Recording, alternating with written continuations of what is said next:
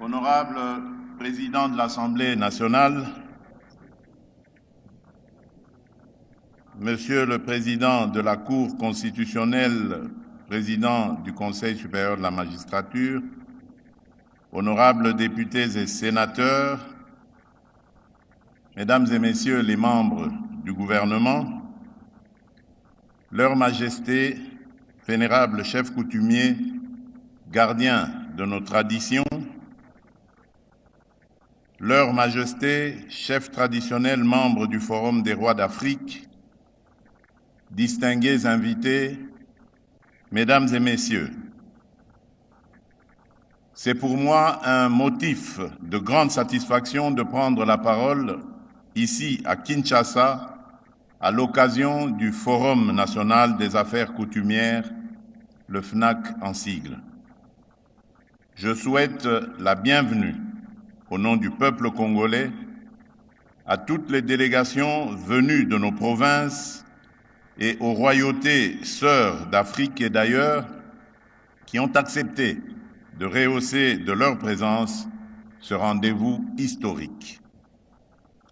En vous voyant réunis dans cette enceinte dédiée à la culture et à la rencontre des peuples, je mesure l'ampleur de ce que représente ce forum, une rencontre entre mémoire et avenir, entre les racines profondes de notre identité et les exigences d'un État moderne, démocratique et décentralisé.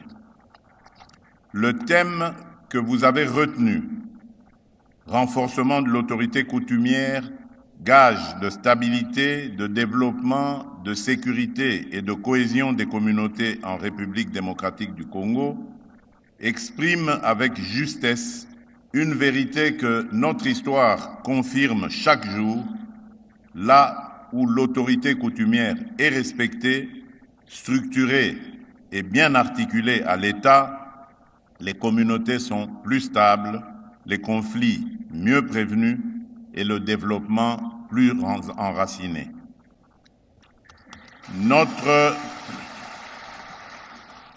Notre Constitution, en son article 207, reconnaît l'autorité coutumière comme socle des valeurs traditionnelles.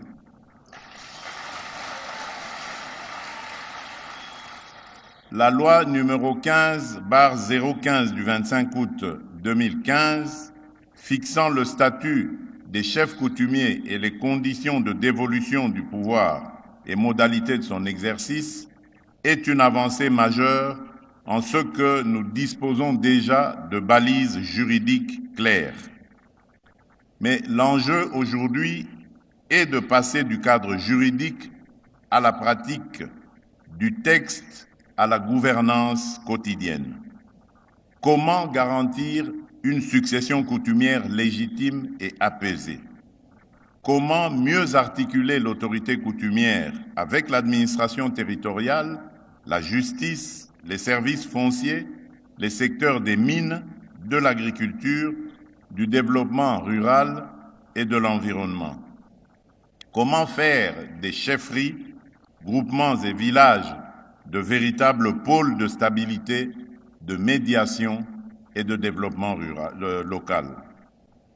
Ce forum est l'espace approprié pour répondre à ces questions de manière collective, responsable et durable, en s'appuyant sur l'expérience des autres. Leur Majesté, vénérable chef coutumier, nous tenons cette rencontre dans un contexte sécuritaire grave que nul n'est censé ignorer.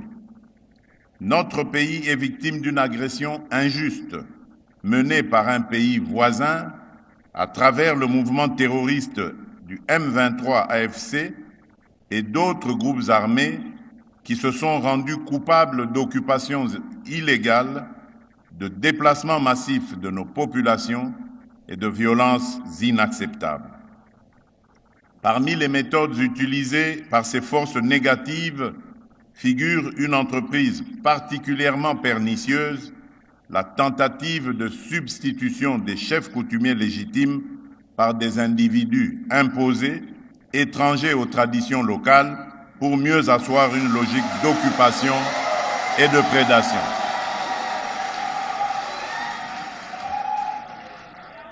Comme j'ai eu l'occasion de le dire à d'autres occasions, je le répète encore solennellement aujourd'hui. Aucune puissance, aucun groupe armé, aucune administration parallèle ne pourrait effacer nos lignages, nos chefferies, nos droits coutumiers.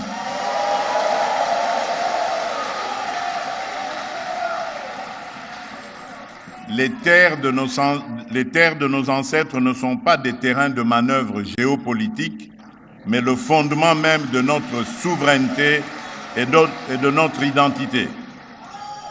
C'est pourquoi je considère votre présence à ce forum non pas comme une simple participation, mais plutôt comme un acte de résistance et de patriotisme.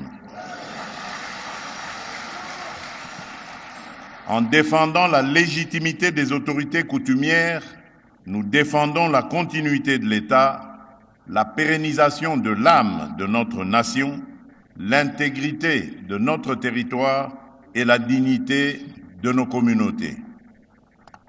Leur Majesté, Mesdames et Messieurs, l'objectif de ce forum n'est pas d'ajouter une rencontre de plus à notre agenda institutionnel déjà rempli. Il est de poser les bases d'une véritable politique nationale des affaires coutumières avec des décisions concrètes, des mécanismes de suivi et une vision partagée. Je formule à cet égard plusieurs attentes précises. La première, c'est élaborer les grandes lignes d'une politique nationale des affaires coutumières qui clarifie les rôles, les responsabilités, les critères de légitimité et l'articulation avec les institutions de la République. La deuxième attente est de doter le pays d'une base de données fiable et actualisée des entités coutumières et de leurs animateurs légitimes afin d'éviter les confusions, les manipulations et les conflits de succession qui fragilisent nos communautés et ouvrent la porte aux ingérences. La troisième attente est celle d'intégrer pleinement les peuples autochtones, notamment les populations pygmées, dans cette architecture en respectant leurs spécificités, leurs droits et leur participation à la vie nationale. Une république ne laisse aucune de ses composantes au bord du chemin. La quatrième attente est celle de pouvoir renforcer le rôle de médiation et de prévention des conflits des autorités coutumières, qu'il s'agisse de différents fonciers, des conflits intercommunautaires, de la coexistence entre agriculture et exploitation minière ou des tensions liées à la gestion des ressources naturelles. Enfin, la cinquième attente est celle de promouvoir la place des femmes et des jeunes dans les dynamiques coutumières. Notre tradition vivante doit dialoguer avec les exigences de notre temps en valorisant toutes les forces vives de la communauté. Vénérables chefs, vous n'êtes pas seulement les gardiens de la coutume, vous êtes aussi les premiers responsables locaux du vivre ensemble, les gardiens des terres, les témoins de l'histoire, les médiateurs dans les moments de crise, les premiers recours lorsque l'État est loin ou lorsqu'il tarde à se manifester.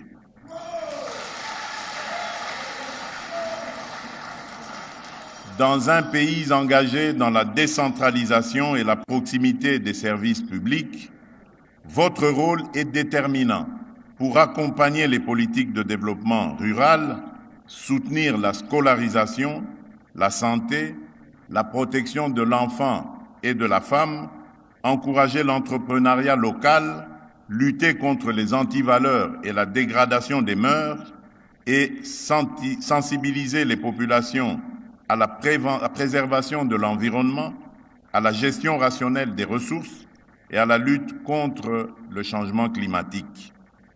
Je vous invite à faire de ce forum un espace de partage d'expériences et de bonnes pratiques en lien avec les autres secteurs de la vie nationale, la justice, les affaires foncières, l'agriculture, les mines, l'aménagement du territoire, l'environnement, la jeunesse, le genre et la sécurité.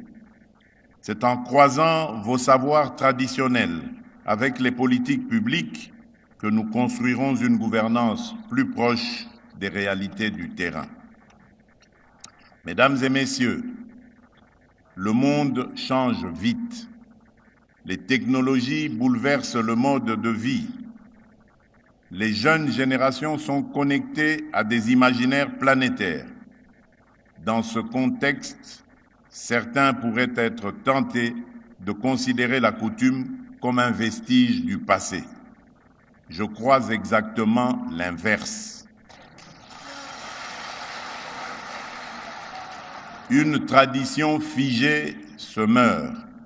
Une tradition qui se laisse interroger, éclairer, enrichir, sans en perdre son âme, devient une force.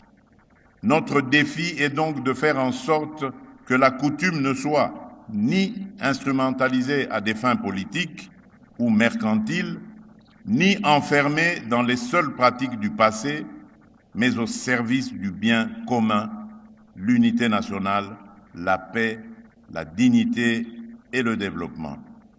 La sagesse africaine nous enseigne qu'un arbre ne tient debout que par ses racines. Un peuple qui renie ses racines se condamne à l'errance. Un peuple qui sait d'où il vient est mieux armé pour savoir où il va.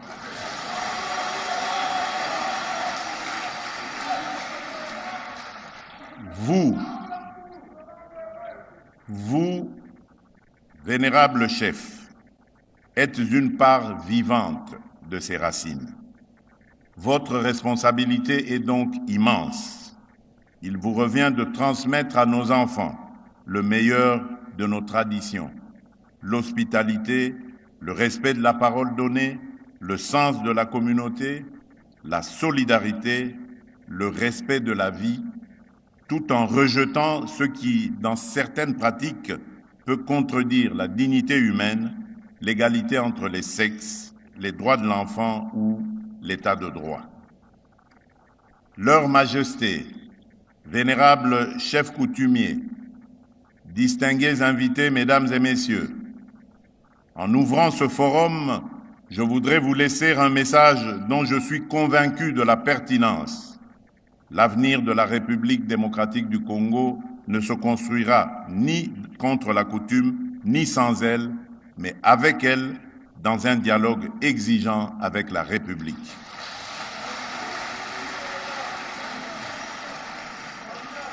Je forme le vœu, au terme de vos travaux, que notre pays dispose d'orientations claires pour la gouvernance des affaires coutumières, d'outils modernes de gestion des entités coutumières et d'une feuille de route commune pour faire de l'autorité coutumière un pilier assumé de la paix, de la sécurité, de la cohésion nationale et du développement local. Que ce forum soit, pour chacune et chacun d'entre vous, un temps de vérité, un temps de franchise et aussi de responsabilité, qu'il soit également un moment de fraternité, de réconciliation et de renouveau. Je voudrais vous partager cette sagesse populaire.